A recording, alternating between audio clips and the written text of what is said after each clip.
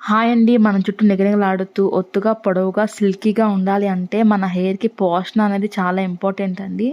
దానికోసం మీరు ఈ ప్యాక్‌ని వారానికి ఒకసారి వేసుకున్నారంటే, మీ హెయిర్‌లో మీరు చాలా డిఫరెన్స్ అనేది చూస్తారనమాట. హెయిర్ గ్రోత్ బావుంటుంది. అలాగే మీ హెయిర్ అనేది చాలా సాఫ్ట్‌గా, సిల్కీగా అవుతుంది. ఎండిపోయిన చెట్టుకి వాటర్ ఎలా వేస్తామో, అలాగే మన హెయిర్‌కి కూడా ఇలాంటి ప్యాక్స్ వేసుకున్నామంటే, మన జుట్టుకి మనం పోషణ అందించిన వాళ్ళం అవుతామండి. డెఫినెట్‌గా మీరు ఈ ప్యాక్‌నయితే మీ హెయిర్‌కి అప్లై చేయండి డెఫినెట్‌గా. వారానికి ఒకసారి లేదంటే నెలకి 2 సార్లయితే ఈ ప్యాక్‌ని వేసుకున్నారంటే, మీ హెయిర్ అనేది చాలా లాంగ్ అవుతుందండి. అలాగే చాలా షైనీగా, సిల్కీగా అవుతుంది. ఇంకా లేట్ చేయకుండా ఈ ప్యాక్‌ని ఎలా చేసుకోవాలి, అలాగే ఎలా అప్లై చేసుకోవాలనేది ఈ వీడియోలో మీకు చూపిస్తాను. ఈ హెయిర్ ప్యాక్ కోసం మనం అవిసె గింజలు తీసుకోవాలండి. ఇవి మార్కెట్‌లో మనకి కిరాణా షాపుల్లో చాలా ఈజీగానే దొరుకుతాయి. కాస్ట్ కూడా రీజనబుల్‌గానే ఉంటుంది. ఇవి మన హెయిర్‌కి చాలా మంచిదండి. మన హెయిర్‌ని రీగ్రోత్ చేస్తదనమాట. అలాగే మన హెయిర్‌ని సాఫ్ట్ చేస్తుందండి. మన హెయిర్ మొదల నుంచి చిగుర్ల వరకు ఏంటంటే షైనీగా ఉంచుతుంది. చిట్లిపోయిన హెయిర్‌ని రిపేర్ చేస్తుందన్నమాట.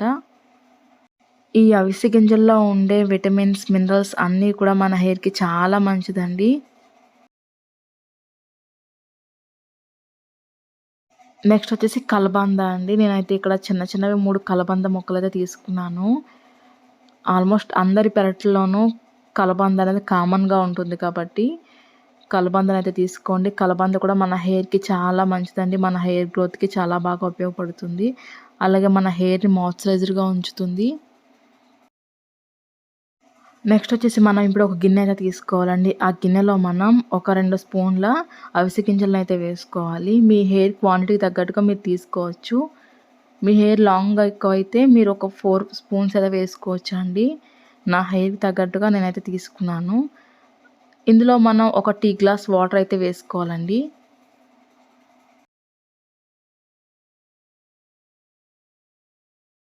నెక్స్ట్ వచ్చేసి మనం ఇలా కలబందను మంచిగా వాష్ చేసేసుకున్న తర్వాత చిన్న చిన్న ముక్కలుగా కట్ చేసుకొని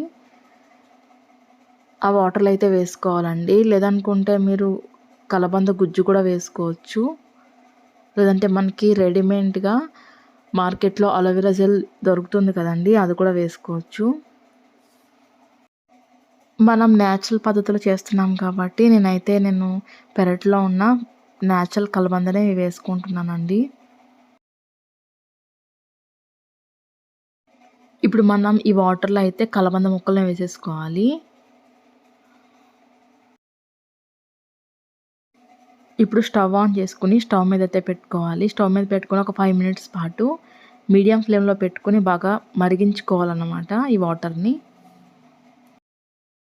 చాలా బాగా వర్క్ అవుతుందండి ఈ ప్యాక్ అనేది. నేనైతే అప్లై చేసుకున్న తర్వాత నిజంగా షాక్ అయ్యాననమాట. నా హెయిర్‌లో ఉన్న వాల్యూమ్ చూసి. అంత బాగా వర్క్ అయిందండి. ఇలా కుక్ చేస్తున్నప్పుడు ఏంటంటే మనకి అవిసె గింజల్లోంచి ఒక జిగురు పదార్థం అనేది బయటకు వస్తుందండి. అలాగే మనకి అలోవెరా కూడా జిగురు పదార్థమే కాబట్టి ఇప్పుడు మనం వేసుకున్న ఈ వాటర్ అంతా కూడా మరిగిన తర్వాత మనకు ఒక గమ్‌లా ఫార్మ్ అవుతుందండి. ఇలా ఒక 5 మినిట్స్ బాగా మరిగించుకున్న తర్వాత అవిసె గింజల్లోంచి జిగురు పదార్థం అనేది బయటికి వచ్చేసిన తర్వాత ఇప్పుడు మనం స్టవ్ అనేది ఆఫ్ చేసేసుకోవాలండి. చూసారుగా మనకి వాటర్ అంతా కూడా ఎంత జిగురుగా ఉందో. చల్లారిన తర్వాత ఈ వాటర్ అనేది ఇంకా దగ్గరగా అయిపోతుందండి. ఒక జెల్లీలా ఫామ్ అవుతుందన్నమాట. ఇప్పుడు మనం ఈ లిక్విడ్‌ని ఏంటంటే స్ట్రైన్ చేసుకోవాలండి.